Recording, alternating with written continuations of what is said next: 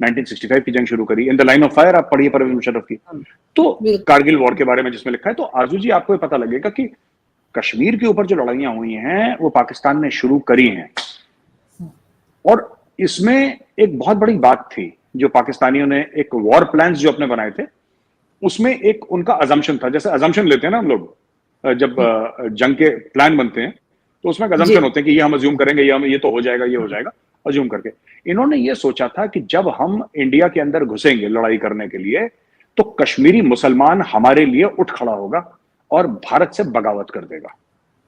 ये आयूब खान ने भी सोचा था, ये 1947-48 में भी सोचा था जिन्ना साहब के टाइम पे, ये परवेज मुशर्रफ ने 1999 कारगिल में भी सोचा था कि जैसे ही कश्मीरी मुसलमानों को यह पता लगेगा कि पाकिस्तानी फौज आ गई है, तो अपने घरों से निकल जाएंगे और नारा तकबीर अल्लाहू अकबर के नारे लेके हमसे मिल जाएंगे और भारतीय सेना को परेशान करेंगे, उनके ऊपर अटैक करेंगे। आज तक एक कश्मीरी मुसलमान नहीं खड़ा हुआ। कोई एक बता दे कि 47, 48, 65 और 99 में एक कश्मीरी मुसलमान हथियार लेकर खड़ा हो पाकिस्तान के लिए, आज तक एक नहीं हुआ। और ये बड़ा सरप्राइज था इनके लिए कि साहब हम तो समझते थे। पाकिस्तान, आपने कश्मीर की बात करी, पाकिस्तान ने कश्मीर की डायनेमिक्स कभी नहीं समझी। क्योंकि पता है क्यों नहीं समझी आपने? कश्मीरियों का दिमाग आपने कभी नहीं समझा। उसका रीजन है आरजू जी, क्योंकि आपके पास जो एरिया है ना वो 90% जम्मू है, वो कश्मीर नहीं है। अगर आप मैप देखेंगे जो पाकिस्तान ने लिया है हमसे हिस्सा, जो फोर्सिबली ऑक्यूपाई करा है, वो आरजू जी दैट इज 90% जम्मू। वहां पे गोजरी बोलेंगे, पहाड़ी बोलेंगे, डोगरी बोलेंगे, वहां पे कश्मीरी थोड़ा ना बोलते हैं। कश्मीरी तो आपका छोटा सा पॉकेट बोलता है, आपके मुजफ्फराबाद में कुछ लोग कश्मीरी बोलते हैं, लेकिन ज्यादातर आपके लोग जो हैं वहां पे they don't speak Kashmiri there, because वो जो एरिया है पीओके का, पाकिस्तान ऑक्यूपाइड कश्मीर का, that is largely Jammu, that is not largely Kashmir. अच्छा, लड़ाई आपकी एक्चुअली कश्मीर की है क्योंकि आप उस एरिया को आजाद कश्मीर बोलते हैं। लड़ाई कश्मीर की है, वो कश्मीर है नहीं एक्चुअली वो area, that is largely Jammu. जैसे आप बुक्स की बात कर रहे हैं, तो जहां तक मुझे याद पड़ता है परवेज मुशर्रफ की जो बुक है उसमें उनसे कोई इंटरव्यू किया गया था उसके बाद, और कुछ पूछा गया था कि जी आपने ये लिखा है बुक में, या कोई इस किस्म का सवाल था उनका। वो एग्जैक्टली क्वेश्चन मुझे याद नहीं, लेकिन ये कि उनसे पूछा गया था, इंटरव्यू मिल जाएगा यूट्यूब पे शायद, तो उन्होंने कहा नहीं मैंने तो ऐसी कोई बात की नहीं। तो उन्होंने कहा आपकी तो बुक में लिखा हुआ है, आपने खुद बुक में लिखा है। तो इन लोगों को तो खुद मालूम नहीं होता इनकी बुक में क्या लिखा है। तो आप कैसे बिलीव करेंगे कि जो कुछ लिखा है, चाहे वो परवेज मुशर्रफ ने लिखा हो या किसी ने, तो वो सच में उनको पता होगा या उन्होंने ही लिखा है?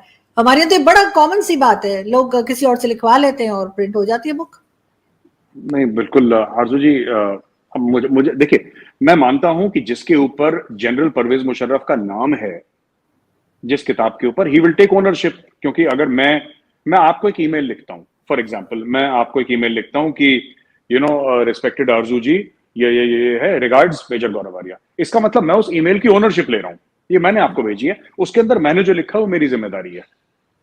मैं ये मानता हूं। अब मुशर्रफ साहब ना लें जिम्मेदारी, तो उसके ऊपर तो ना आप कुछ कर सकते हैं ना मैं कुछ कर सकता है इसके ऊपर तो, but ideally as a gentleman you should take responsibility, लिखा है उसमें, उन्होंने खुद बोला भी है। देखिए एक इंटरव्यू है आपके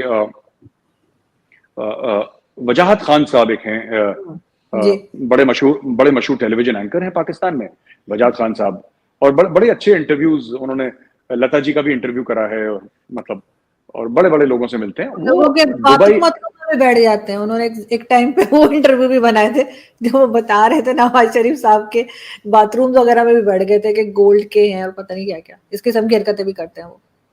चलो, नहीं बढ़िया चीज है। नहीं देखिए, अगर गोल्ड का बाथरूम होगा तो कौन वहां पे इंटरव्यू नहीं करना चाहेगा सर? मैंने तो आज तक देखा नहीं जिंदगी में गोल्ड का बाथरूम। तो आरजू जी ऐसा है कि वजाहत खान साहब ने एक जनरल परवेज मुशर्रफ से एक इंटरव्यू करा था, जिसमें परवेज मुशर्रफ साहब ने कई सारी चीजें बोली हैं। मुझे मिलेगा, मैं आपको भेजूंगा। एक, जब वो प्रेसिडेंट थे तब एक और खातून थी, वो इंटरव्यू ले रही थी उनका, और उन्होंने उस इंटरव्यू में ये बोला है कि मेरी रेजिमेंट के, परवेज मुशर्रफ साहब की रेजिमेंट के एसएसजी, स्पेशल सर्विसेज ग्रुप वाले, वो मर्सनरी बन के गए अफगानिस्तान लड़ने के लिए रूसियों के खिलाफ। वो कह रहे हैं मैं जानता हूं मेरे सामने लड़ने गए थे मेरी रेजिमेंट के। तो कोई अपनी रेजिमेंट के बारे में तो झूठ नहीं बोलेगा कम से कम, एज अ सोल्जर।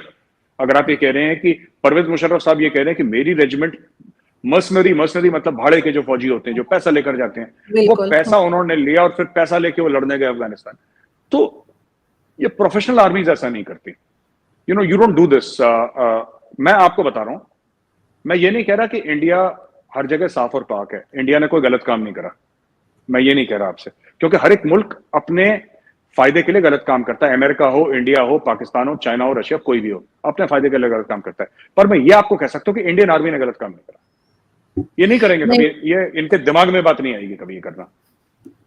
नहीं, बड़ी अच्छी बात है, मेरे ख्याल है ये चीज जो है वो पाकिस्तान को सीखनी चाहिए इंडियन आर्मी से। लेकिन सर साथ साथ आप लोगों को, अब क्योंकि आप ट्विटर पे बहुत एक्टिव हैं, तो ट्विटर ने जो है चैलेंज किया है, आप लोगों ने कुछ कहा है उनको कि जी ये कंटेंट ना आए या ये पोस्ट ना आए, कुछ इस किस्म की बात हुई है? तो ये तो एक तरह से पाबंदी नहीं लगा रहे आप लोगों के ऊपर कि वो बात नहीं कर सकते, या फ्रीडम ऑफ स्पीच जो कहलाती है? हाँ बिल्कुल पाबंदी है, होनी भी चाहिए। मैं नहीं मानता कि freedom of speech is absolute, और हमारा कॉन्स्टिट्यूशन भी कहता है कि फ्रीडम ऑफ स्पीच में रीजनेबल रिस्ट्रिक्शंस होने चाहिए।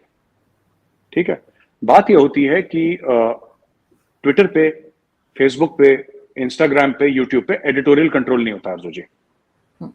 जैसे फॉर एग्जांपल मैं आपको बताता हूं कि हम लोग जैसे कि मैं रिपब्लिक टीवी के लिए काम करता हूं, तो कोई भी न्यूज आएगी वो एडिटोरियल पे जाएगी, उसका बैकग्राउंड वेरिफिकेशन होगा, उसका चेक होगा, और ये इंश्योर करा जाएगा कि जो भी हम लोग देते हैं टीवी पे न्यूज, वो जेन्युइन न्यूज हो, हमारे व्यूअर्स को कोई गलत न्यूज ना मिले। एक एडिटोरियल कंट्रोल, एडिटोरियल पॉलिसी क्या है, what is the editorial line, किसी भी न्यूज आइटम में हम कौन सी लाइन लेंगे, या फिर वो न्यूज कितनी पुख्ता है, कितनी सच है, ये सब जांच पड़ताल, और मुझे लगता है कि सारे टीवी स्टूडियो ऐसे ही करते हैं, सारे अखबार। लेकिन अगर मैं हूं ट्विटर पे और मेरे माना कि 10,000 फॉलोअर्स हैं, 5,000 फॉलोअर्स हैं ट्विटर पे, राइट, तो मैं तो खुद एडिटर इन चीफ हूं अपने ट्विटर हैंडल का। वो बढ़ते बढ़ते अगर लाख 2 लाख 3 लाख मेरे फॉलोअर्स हो गए आरजू जी ट्विटर पे, आप सोचिए हो गए, ठीक है, और मेरा दिमाग थोड़ा सा अलग टाइप का है, गलत डायरेक्शन में मेरा दिमाग चला गया फॉर एग्जांपल, और मैंने बोल दिया कि आज ये हुआ था और ये वाकया हो गया और 2 कम्युनिटीज के बीच में लड़ाई हो गई यहां पे, और मैं कहीं अफगानिस्तान या यमन का कोई वीडियो डाल देता हूं डॉक्टर करके, और लोगों को भरोसा हो जाता है कि ये चीज इंडिया में हो रही है, और मानिए कि हिंदू मुस्लिम दंगे हो गए, आप समझ लीजिए कि कितना गलत इसका तासुर जाएगा, कितना गलत इसका इंपैक्ट होगा, कितना गलत ये सब चीजें होंगी। तो मैं ये मानता हूं, ये जो लोग कहते हैं ना कि freedom of expression should be absolute, कई लोग ऐसा, ये गधे हैं, ये इनको कभी सीरियसली नहीं लेना चाहिए। Freedom of expression should be absolute. America ने तो ट्विटर ने क्या, ट्विटर ने डोनाल्ड ट्रंप का बंद कर दिया। जो ट्विटर इतनी बकवास कर रहा है आज की तारीख में इंडियन गवर्नमेंट ने, आपने डोनाल्ड ट्रंप का फिर ट्विटर हैंडल क्यों एब्सोल्यूट, तो एब्सोल्यूट तुम्हारे लिए एब्सोल्यूट नहीं है, इंडिया में इनको एब्सोल्यूट चाहिए। क्यों? अपने प्रेसिडेंट का, फॉर्मर प्रेसिडेंट का इन्होंने ट्विटर हैंडल ही वो कर दिया, गायब कर दिया।